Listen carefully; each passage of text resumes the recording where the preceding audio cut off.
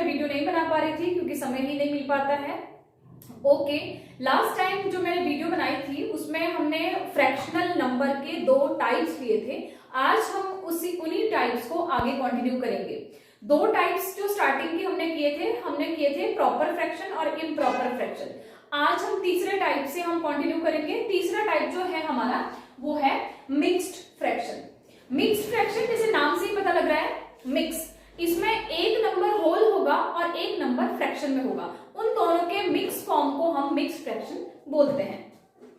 As you can see here in the example, जो मैंने यहाँ पे लिखा है 1 whole 2/10, 2 whole 3/5, 5 whole 3/2।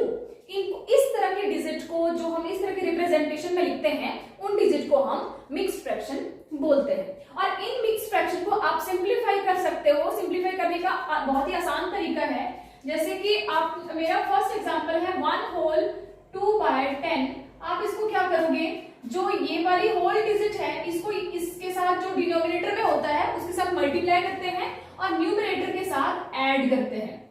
तो आप क्या करोगे, 1 into 10 plus 2/10, ये होता है 10 plus 2 12/10।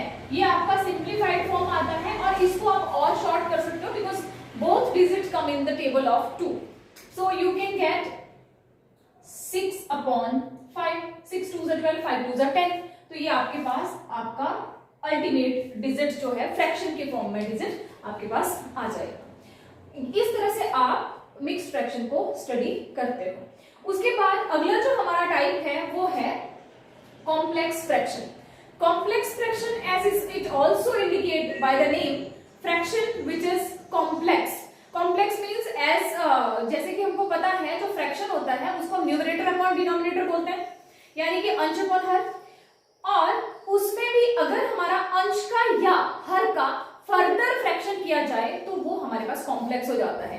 As the definition says, the fraction in which numerator और डिनोमिनेटर और both are as a fraction, यानी कि 5/7 ये मेरे पास न्यूमरेटर है, ये मेरे पास डिनोमिनेटर है, इसका फर्दर फ्रैक्शन, इसका भी न्यूमरेटर डिनोमिनेटर, इसका ये क्या हो गया, फर्दर डिनोमिनेटर। उसी तरह से 7/5/3। उसके बाद और भी यहाँ पे एग्जांपल लिखे हैं, इनको और कॉम्प्लेक्स फॉर्म में आप लिख सकते हो, जैसे कि 1/2 plus 2/3। ये आपके पास एक डिजिट है, ये ऑलरेडी फ्रैक्शन फॉर्म में है और उनका भी फ्रैक्शन आपका इस तरह से हो सकता है। और इस तरह के न्यूमेरिकल्स को अगर आपके पास आते हैं, कैसे सॉल्व करोगे, क्या करते हैं हम इनके फॉर्म में, अगर मुझे इसको सॉल्व करना है तो मेरे पास क्या होगा, 8/9 और ये जो अपॉन मींस डिनोमिनेटर का डिनोमिनेटर, उसका भी डिनोमिनेटर, उसको हम मल्टीप्लाई के फॉर्म में लेके जाते हैं क्योंकि ये डिवीजन की फॉर्म में है। तो हमारा जो अगर इसको मैं न्यूमरेटर और डिनोमिनेटर कंसीडर करूं तो डिनोमिनेटर आपका न्यूमरेटर के पास चले जाता है और न्यूमरेटर हमारा डिनोमिनेटर के पास रहता है। तो आप गेन करोगे 9/7, 9 से 9 कैंसिल कर दो, आपके you get 8/7 as a answer. ठीक है, तो इस तरह से इसको भी सॉल्व कर सकते हैं, पर मैं ऐसे सॉल्यूशंस फर्दर आपके नए वीडियोस में लूंगी। इसमें हम क्या करेंगे, कुछ नहीं, एलसीएम लेंगे। एलसीएम लेके आपको पता है क्रॉस मल्टीप्लाई करके सॉल्व करेंगे, नीचे वाले को माइनस करेंगे, ऊपर वाले को प्लस करके आप इजीली इसको भी सॉल्व कर सकते हो। मेरे पास एनफ स्पेस यहाँ पे फिलहाल नहीं है। नेक्स्ट जो हमारे पास फ्रैक्शन है, तो इस तरह ये हमारा हो गया कॉम्प्लेक्स फ्रैक्शन। नेक्स्ट हमारा है कॉन्टिन्यूड फ्रैक्शन।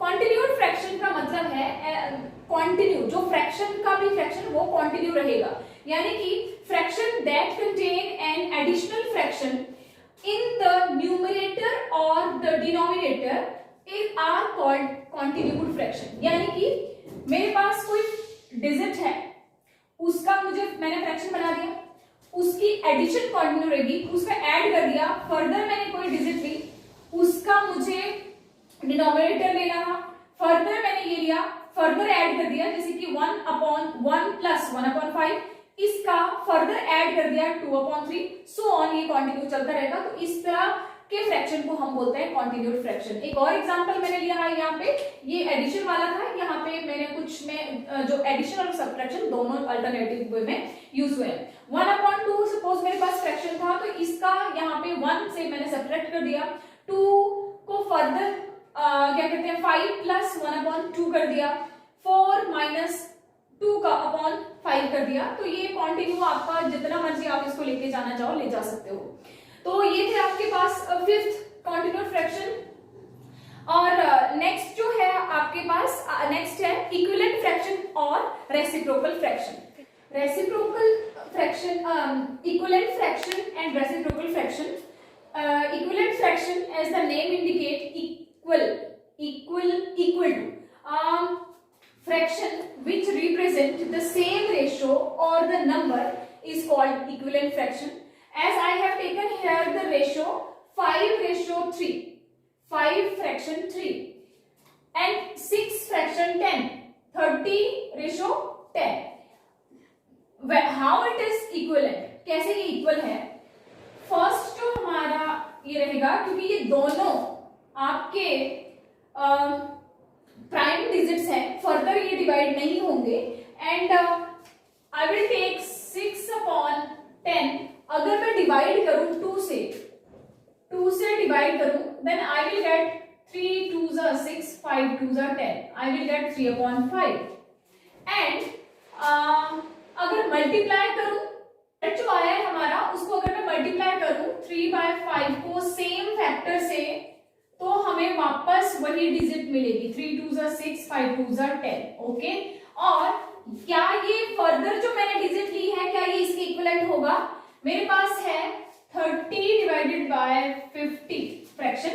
आप इसको सिंपली 0 से 0 कट करके 3/5 लिख सकते हो, या आप इसको 30/50 को 10 से डिवाइड करके 10 3s are 30, 10 5s are 50, 3/5 आप ले सकते हो।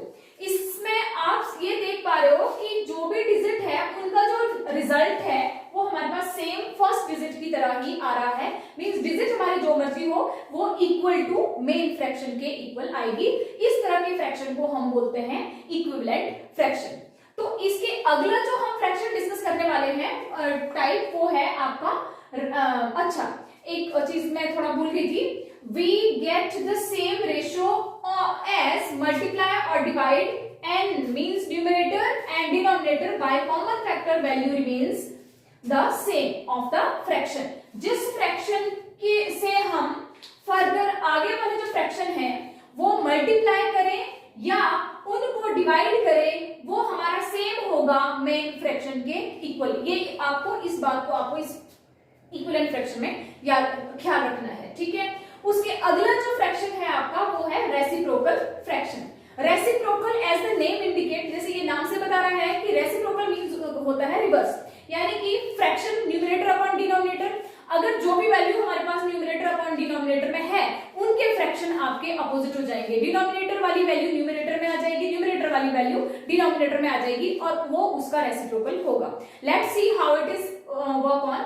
If n and d, numerator and denominator of the fraction are interchange, वो numerator denominator में change हो जाएगा, denominator numerator में change हो जाएगा to each other, then new fraction is called reciprocal fraction। As example I have taken here 4/5, ये मेरे पास एक फ्रैक्शन है, इसका जो आपके पास रेसिप्रोकल होगा n चला जाएगा d में, d चला जाएगा n में, और इसका आपका रेसिप्रोकल फ्रैक्शन हो जाएगा 5/4। कोई और एग्जांपल ले लेते हैं। सपोज मेरे पास 4 होल डिजिट है और आपको पता है फ्रैक्शन में लिखने के लिए, क्योंकि स्टार्टिंग में फर्स्ट टू आज जो थर्ड टाइप हमने डिस्कस किया था उसमें कहा था कि इंटीजर का मतलब p/q की फॉर्म में जिसको हम लिख सकते हैं। ये मैंने अर्लियर वाली वीडियोस में आपको डिस्कस किया है आपके साथ, तो आई कैन राइट इट। तो इसका रेसिप्रोकल फ्रैक्शन क्या हो जाएगा? Reciprocal fraction